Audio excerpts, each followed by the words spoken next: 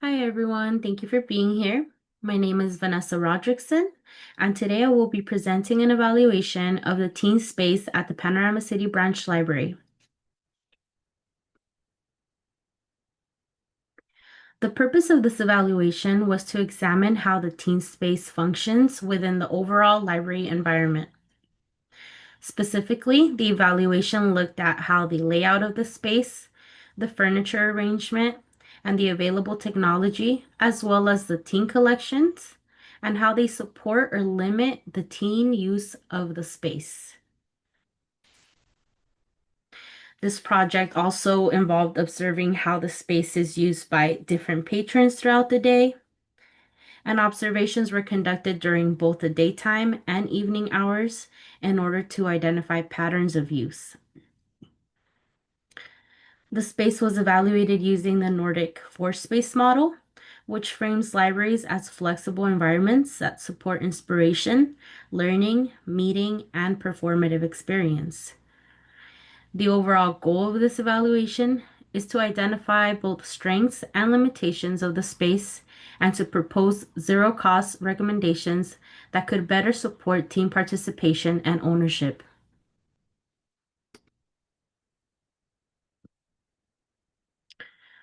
The Panorama City Branch Library is a neighborhood branch within the Los Angeles Public Library system. The current branch building opened in 1999 and replaced a much smaller facility. The new building measures approximately 12,500 square feet, nearly doubling the space available to serve the community. The library was designed using an open space layout that allows multiple service zones to coexist within a shared environment. These zones include a teens area with a dedicated student zone, a children's area, an adult literacy center, computer stations, and multi-use reading and gaming spaces. This layout is intended to support different types of users and activities while allowing staff to maintain visibility across the library. Within the library, the teen space is positioned diagonally across from the children's section. The adult collections are located between these two areas, which help create some separation between children and teen users.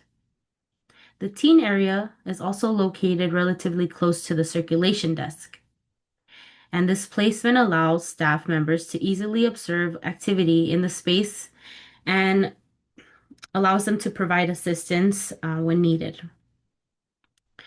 Because of this placement and surrounding collections, the teen space functions somewhat like an island with a larger library environment while still remaining connected to other library resources.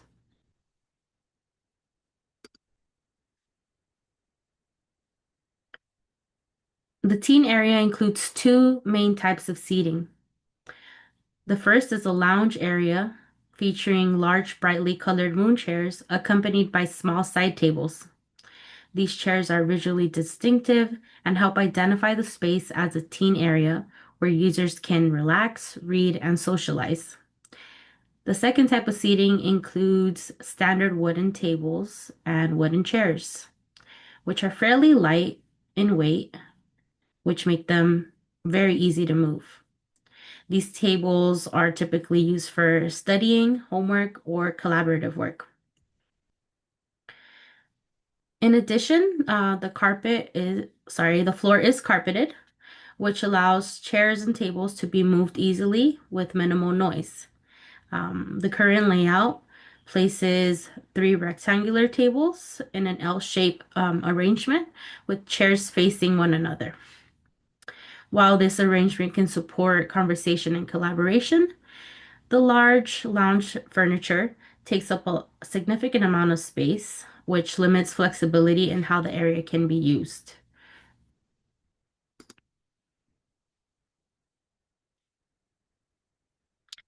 Despite the small size of the teen selection, the area contains a strong collection of teen-focused materials. These include manga, graphic novels, magazines, and audiovisuals. Many of these materials are highlighted through large display boards and around tables, designed to draw attention to the collection. One particularly notable feature is a display created by the Teen Council for the Panorama City Branch Library. Um, the display was themed around the Alice in Wonderland and is titled Fall into Reading, and it includes hand-painted decorations and artwork created by the teens. And that's this one right up here. I really enjoyed learning that they hand-painted um, the card soldiers, and they also made the tissue paper flowers that you see on the wall as well.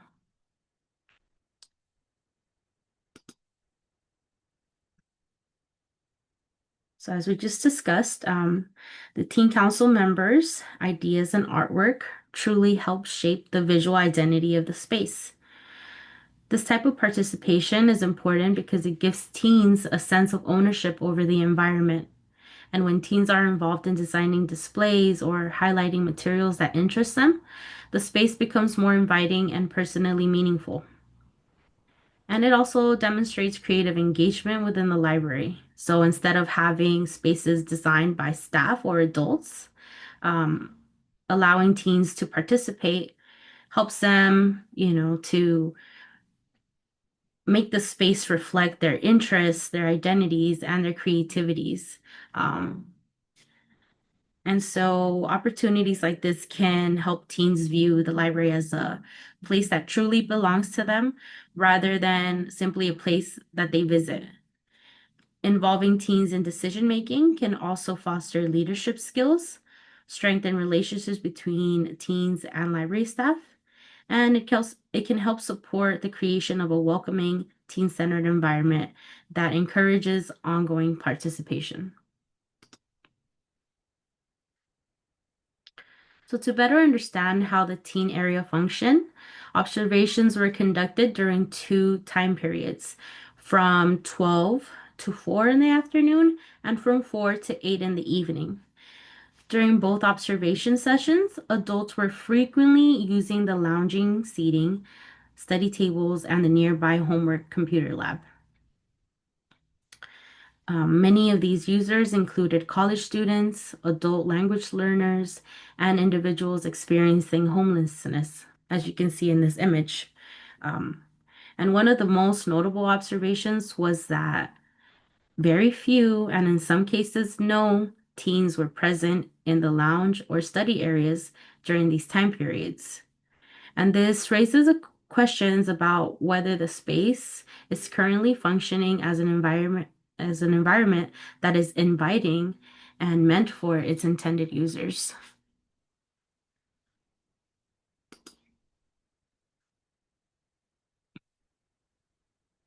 So based on the Nordic four-space model, the teen area at the Panorama City Branch Library reflects several of the key functions that modern library spaces are intended to support.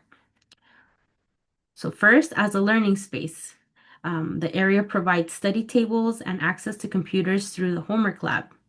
These resources are meant to support homework completion, research, and other forms of academic learning.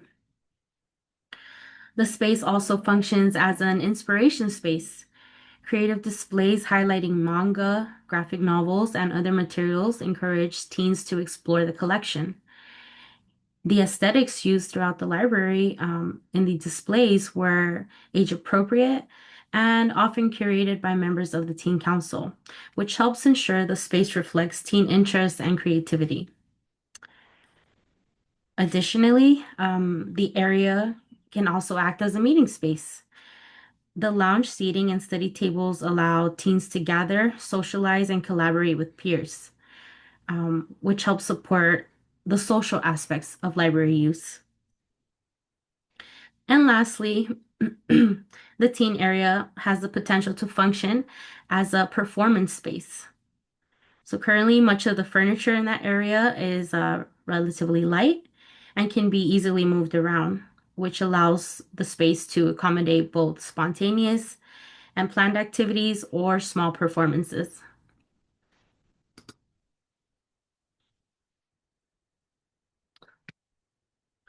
So several challenges became clear during the evaluation. First, the space appeared to be frequently used by adults rather than teens. When teen spaces are not clearly defined or consistently reinforced, they can become colonized by other user groups, as we saw here, which may reduce teens' sense of ownership. Second, some of the lounge furniture may represent accessibility concerns. The size and shape of the moon chairs may not be comfortable or usable for all patrons.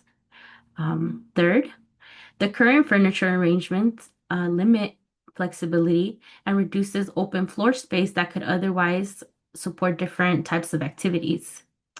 And last but not least, the flashing neon lights installed behind the manga display may create sensory discomfort for some patrons, particularly individuals who are sensitive to overstimulating environments.